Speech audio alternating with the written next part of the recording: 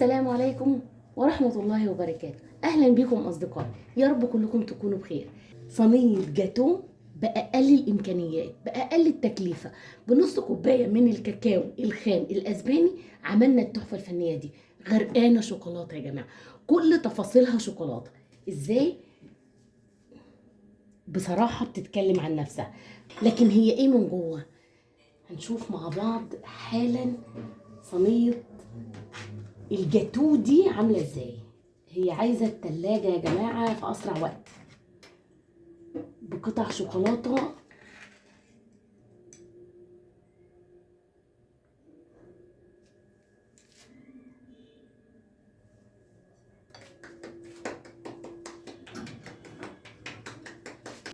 جاتو ده ولا مش جاتو؟ جاتو على قناه مطبخ اكله وسهريه، تحفه دسم يا جماعه يا جماعه. طريقه سهله جدا، المقادير بسيطه جدا وموجوده في كل بيت. الطعم يا سلام، ولا اروع من كده ولا اجمل من كده. سايحه في الشوكولاته، غرقانه شوكولاته، شايفه كلها كلها شوكولاته في شوكولاته. شوكولاته من فوق، شوكولاته من تحت، شوكولاته من الوسط، شوكولاته على الوش. بصراحه كلنا بنموت في الشوكولاته. صينيه كيك لكن على طريقه الجاتو، تفاصيلها يعني عايزه صمت وحضرتك تتعاملي كل قطع الشوكولاته دي، وحضرتك تتعاملي مع قطعه الجاتو دي. غرقانه شوكولاته من كل مكان، شايفاه؟ بصراحه بتوصف نفسها، بتوصف حلاوتها، وبتقول تستحقوا ان حضراتكم تنوروني في قناه اكله وسهريه. تستحق قناه اكله وسهريه المشاركه والمتابعه، ووجودكم بينورني في قناه اكله وسهريه. لكن ازاي نعملها بالتحفه دي موجود على قناه اكله وسهريه. ادخلي معايا الفيديو، ادخلي معايا القناه، هتلاقي المكونات سهله جدا وبسيطه. المقادير سهله جدا بس محتاجه ترتيب ازاي؟ يعني هنقسم المقادير دي على قسمين اتنين. اول قسم السكر والزيت والكاكاو الخام، نوع ممتاز عشان يكون ريحته وطعمه كويسين، وكوبايه من الحليب الدسم. القسم التاني هنحتاج البيض، وهنحتاج الليمونه، وهنحتاج الفانيليا. طيب هنبدأ بالترتيب. محتاجين خلاط. طبعا نوع الكاكاو بيفرق جدا في نوع الكيك علشان يطلع طعم الشوكولاتة اللي موجودة فيه. طيب اول حاجة زي ما قلت لك هنقسم المكونات. هنضيف السكر، طبعا السكر على حسب الرغبة. نضيف الزيت، نضيف الحليب، الكاكاو، وهنضرب مدة ما تقلش عن ربع ساعة. ليه؟ أولا عشان السكر يدوب تماما، ثانيا عشان نحول الخليط ده كله لنوتيلا، لشوكولاتة قابلة للفرد. هو ده الخليط اللي أنا محتاجاه. حضرتك محتاجاه سمكه أكتر من كده وأتقل من كده ما تضيفيش كوباية الحليب. ضيفي نص كوباية الحليب وبعدين النص التاني ضيفيه مع البيض. لكن أنا هزود الخليط حليب، فمش فارق إن أنا أحط الحليب دلوقتي أو لا. كوباية وهملاها من الخليط ده. هنحتاجها في ايه؟ هقولك هنحتاجها في ايه. اما ريحتها حلوه جدا، والخليط ده 3 بيضات،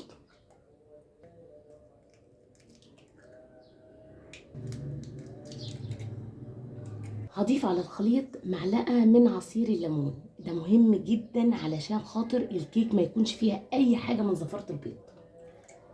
كيسين 2 من الفانيليا بمقدار نص معلقه. هضرب الخليط لحد لما ذوب البيض. هضيف على الخليط ده ربع كوبايه من اللبن بمقدار 3 معالق. حضرتك حابه تضيفي سكر مفيش اي مشكله. بعد ما بقى الخليط لونه وريحته حلوين قوي، هضيف الخليط في الطبق اللي هعجن فيه بالشكل ده. مقدار الكيك ده هياخد كوبايه ونص من الدقيق، علشان ربع كوبايه اللبن اللي احنا ضفناه. الدقيق ده منخول، لكن انا بحب انخل الدقيق تاني علشان خاطر اعمل له سوا. ده كيس من البيكنج باودر هنضيفه كله. في الدقيق وهضيف عليه البيكنج باودر وهنخل مقدار الدقيق. نص كوبايه الدقيق هضيف نصها وهخلي نصها علشان خاطر انا اللي اتحكم في الخليط، مش الخليط اللي يتحكم فيا. اضيف نسبه الدقيق على حسب ما الخليط هياخد، لان لو الخليط تشرب كل الدقيق هحتاج اجيب له خليط تاني واضيف زيت. فضيفي انت للخليط وتحكمي انت في الخليط، ما تخليش الخليط يتحكم فيكي.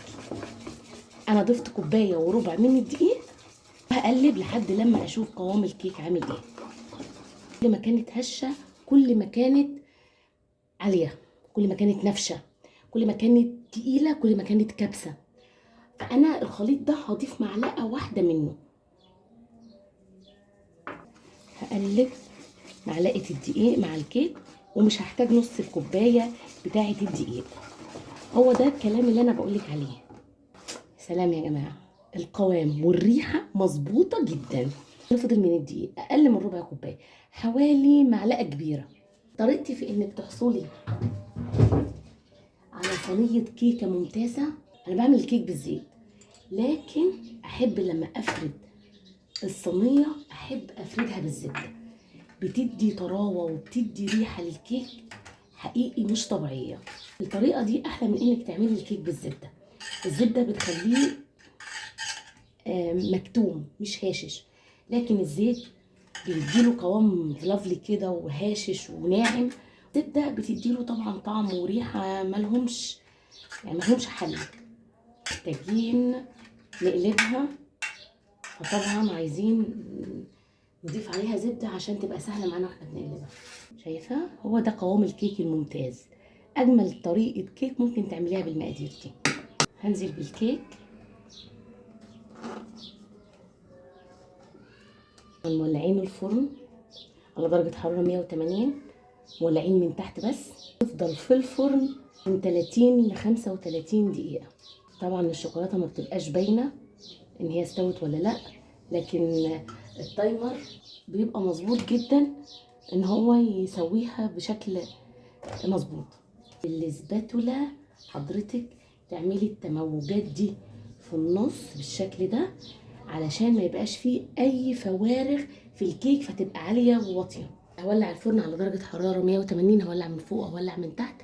هسيبها من 30 ل 35 دقيقه وبعدين هنشوف مع بعض الوصفه هنكملها ازاي وصينيه الكيكه دي هنعمل ايه. وبعدين هنشوف بالكوبايه التحفه دي شايفه تقلت ازاي، هنستخدمها في ايه نكمل بيها الوصفه. شايفين يا جماعه التسويه ما شاء الله ومظبوطه جدا من الطريقه اللي قلت لك عليها. انا محتاجه بس كده، شايفه ما شاء الله استوت جدا. طيب محتاجه بقى اسيبها تبرد مش اقل من ساعه وبعدين هنكمل الوصفه مع بعض. عايزه اقول لك بعد ما بردت خالص هنحاول نخليها من الصينيه بالشكل ده. ما شاء الله يا جماعه هي اصلا مش محتاجه اي شيء، وهنقلبها بالشكل ده. محتاجه نص كوبايه من الحليب، معلقتين كبار من السكر علشان مفيش سكر بودره، لكن لو في سكر بودره فبتضيفيه مع الكريم شانتيه على طول. قلب الحليب مع السكر لحد لما يدوب السكر. لما داب السكر هبدا انزل بنص كوبايه من الكريم شانتيه، اضيف عليه معلقه من الكريم بس هتدي حلاوه للكريم شانتيه. وهقلب بقى المكونات دي كلها. بعد ما ضربنا الكريم شانتيه شايفه هو ده القوام اللي انا محتاجاه. كوبايه اللي شيلناها من خليط الكيك، معلقه هضيف على الكريم شانتيه عشان عايزه لونه يكون شوكولاته.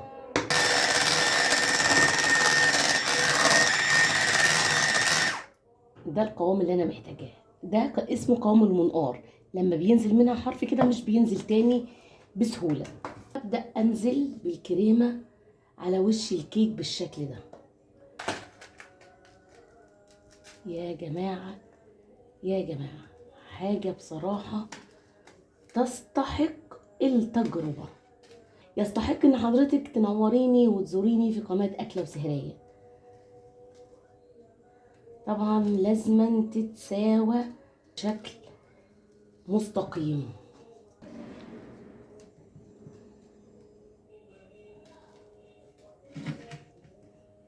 هي دي صينية جاتوه الخلاط، اقتصادية جدا، مش مكلفة جدا، بس جاتوه بكل تفاصيل الجاتوه. قبل ما اضيف عليها الطبقة الأخيرة لازم هسويها. بعد ما سوينا صينية الجاتوه، دي كوباية النوتيلا اللي احنا شايلينها، عشان كده كنت عايزاها سايلة بالشكل ده. لو كانت هتبقى تقيلة كنت هضطر نضيف لها حليب علشان خاطر يفكها شوية. ما تقلبيش بحاجة، يعني احنا هنضيفها وهنقلب بالصينية، هنفرد بالصينية. ازاي هنفرد بالصينية؟ هوريكي كل ده حالا.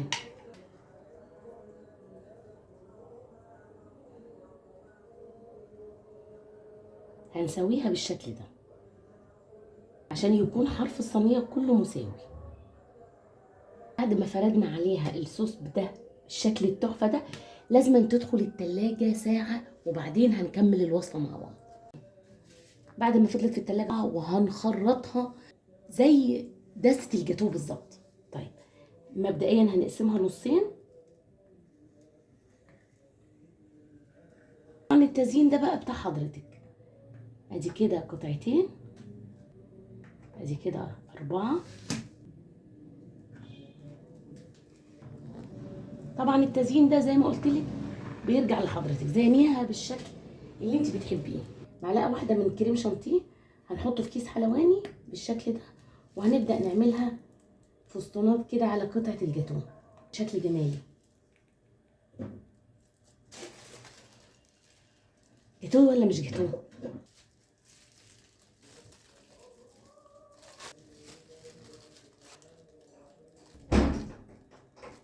اجمل صينيه جاتوه مش مكلفه ابدا، بتفاصيل بسيطه جدا.